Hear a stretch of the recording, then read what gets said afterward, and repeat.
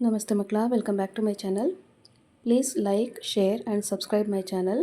ಮಕ್ಕಳ, ಇವತ್ತು ನಾವು 10ನೇ ತರಗತಿ ವಿಜ್ಞಾನದಲ್ಲಿ ಲೋಹಗಳು ಮತ್ತು ಅಲೋಹಗಳು ಈ ಒಂದು ಅಧ್ಯಾಯಕ್ಕೆ ಸಂಬಂಧಪಟ್ಟಂತಹ ಘಟಕ ಪರೀಕ್ಷೆಯ ಪ್ರಶ್ನೆ ಪತ್ರಿಕೆಯನ್ನು ನೋಡ್ತಾ ಹೋಗೋಣ.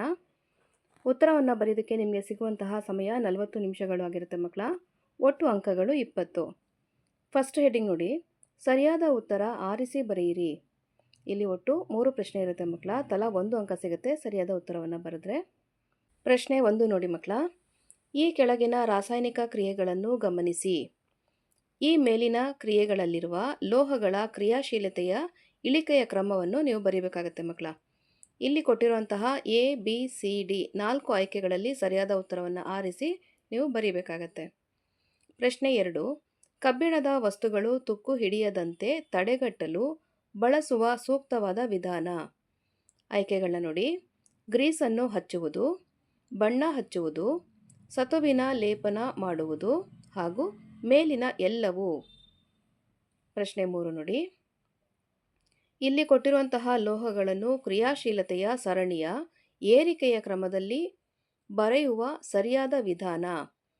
ಇಲ್ಲಿ 4 ಆಯ್ಕೆಗಳನ್ನ ಕೊಟ್ಟಿದ್ದಾರೆ ಮಕ್ಕಳ. ಸರಿಯಾದ ಉತ್ತರವನ್ನು ನೀವು ಆಯ್ಕೆ ಮಾಡಿ ಬರೀಬೇಕಾಗತ್ತೆ.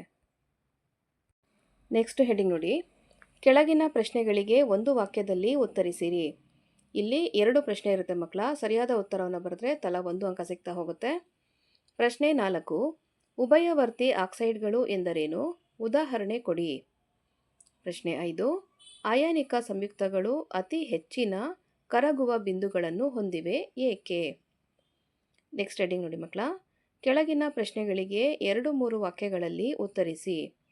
ಇಲ್ಲಿ ಒಟ್ಟು 4 ಪ್ರಶ್ನೆ ಇರುತ್ತೆ ಮಕ್ಕಳ. ತಲಾ 2 ಅಂಕ ಸಿಗುತ್ತೆ. ಪ್ರಶ್ನೆ 6ರಲ್ಲಿ ನೋಡಿ, ಕಾಸುವಿಕೆ ಮತ್ತು ಹುರಿಯುವಿಕೆಗಳ ನಡುವಿನ ವ್ಯತ್ಯಾಸವನ್ನು ತಿಳಿಸಿ. ಪ್ರಶ್ನೆ 7, ಅಯಾನಿಕ ಸಂಯುಕ್ತಗಳ ಯಾವುದಾದರೂ 4 ಗುಣಗಳನ್ನು ಪಟ್ಟಿ ಮಾಡಿ. ಪ್ರಶ್ನೆ 8, ಮಿಶ್ರಲೋಹಗಳು ಎಂದರೇನು? ಕಂಚು, ಬೇಸುಗೆ ಲೋಹ, ಹಿತ್ತಾಳೆ ಮತ್ತು ಕಲೆರಹಿತ ಉಕ್ಕಿನಲ್ಲಿರುವಂತಹ ಘಟಕ ಧಾತುಗಳನ್ನು ಹೆಸರಿಸಿ. ಪ್ರಶ್ನೆ 9, ಈ ಕೆಳಗಿನ ಭೌತ ಗುಣಗಳಿಗೆ ಸರಿಹೊಂದುವ ಲೋಹಗಳನ್ನು ಹೆಸರಿಸಿ. ಇಲ್ಲೇನು ಕೊಟ್ಟಿದ್ದಾರೆ ನೋಡಿ ಮಕ್ಕಳ, ಇದು ಕೊಠಡಿಯ ಉಷ್ಣತೆಯಲ್ಲಿ ದ್ರವ ರೂಪದಲ್ಲಿ ಇರುತ್ತದೆ. ಇದನ್ನು ಚಾಕುವಿನಿಂದ ಸುಲಭವಾಗಿ ಕತ್ತರಿಸಬಹುದು. ಇದು ಉಷ್ಣದ ಉತ್ತಮ ವಾಹಕ. ಇದು ಉಷ್ಣದ ದುರ್ಬಲ ವಾಹಕ.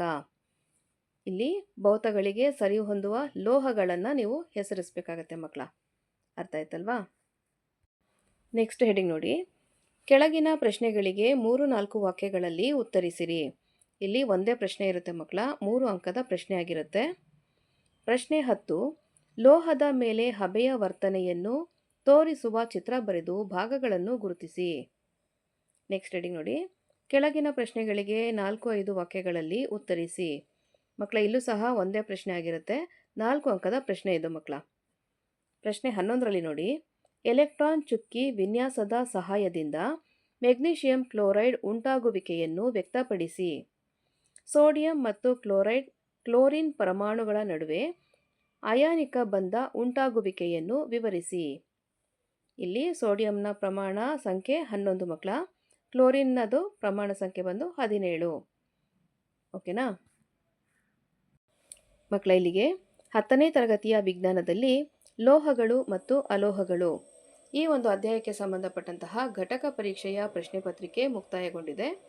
ಈ ವಿಡಿಯೋ ನಿಮ್ಗೆ ಇಷ್ಟ ಆದಲ್ಲಿ ದಯವಿಟ್ಟು ನಮ್ಮ ಚಾನಲ್ನ ಲೈಕ್ ಮಾಡಿ, ಶೇರ್ ಮಾಡಿ, ಸಬ್ಸ್ಕ್ರೈಬ್ ಮಾಡಿಕೊಂಡು ನಾವು ಹಾಕುವಂಥ ಎಲ್ಲ ವಿಡಿಯೋನ ನೋಡ್ತಾ ನಮ್ಮನ್ನು ಎನ್ಕರೇಜ್ ಮಾಡ್ತಾ ಹೋಗಿ ಮಕ್ಕಳ.